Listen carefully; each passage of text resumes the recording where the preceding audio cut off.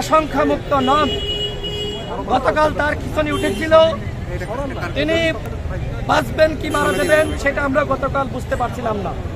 আজকে ঢাকা মেডিকেল কর্তৃপক্ষ তারা সরকারের উচ্চ পর্যায়ের নির্দেশনায় 6 সদস্যের একটি বোর্ড গঠন করেছে। সেই বোর্ডের অধীনেই নুরুল হক নূরের চিকিৎসা হচ্ছে।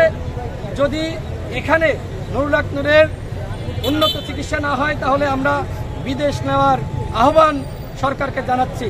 নুরুল হক নূর যদি মারা যায়, তার কোনো ক্ষতি হয়, এর দায় কিন্তু ডক্টর মোহাম্মদ ইউনূসকে নিতে হবে, খোদাবক্সকে নিতে হবে, সেনাপ্রধানকে নিতে হবে, স্বরাষ্ট্র উপদেষ্টাকে নিতে হবে এবং সকল উপদেষ্টাদেরকে নিতে হবে।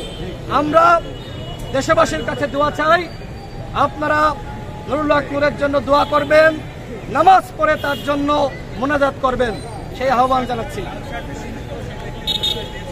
লাল শার্ট পরিহিত যে ব্যক্তি, আমি শুনেছি যে পুলিশকে নাকি নতুন ভাবে এই শার্ট দেওয়া হয়েছে, পুলিশের পক্ষ থেকে আমাকে তথ্য দিয়েছে। আমাদের তো ভাই ব্রাদার পুলিশে আছে, তাই না?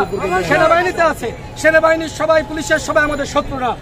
আমি সেনাবাহিনীর সকল সদস্যদের উদ্দেশ্যে বলতে চাই, আপনারা কিন্তু আমাদের শত্রু না, পুলিশের সবাই আমাদের শত্রু না।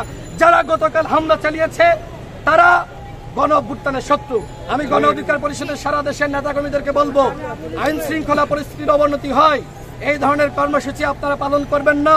আপনারা গণতান্ত্রিক কর্মসূচি শান্তিপূর্ণভাবে পালন করবেন। আমরা কারোর কার্যালয় ভাঙতে যাইনি, ভবিষ্যতেও যাব না। আপনারা শান্তিপূর্ণভাবে কর্মসূচি পালন করুন। পুলিশের একজন সদস্য, তাদেরকে নাকি লাল শার্ট দেওয়া হয়েছে, এতটুকু পুলিশের আরেকজন আমাকে তথ্য দিয়েছে, কিন্তু আমি নাম প্রকাশ করতে পারবো না।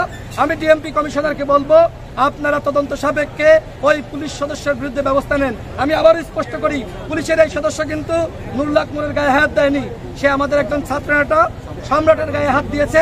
সেনাবাহিনী নুরুল হক নূরের উপর হামলা চালিয়েছে, পুলিশ বাহিনী হামলা চালিয়েছে আমাদের নেতাকর্মীদের উপরে, স্পষ্ট কথা।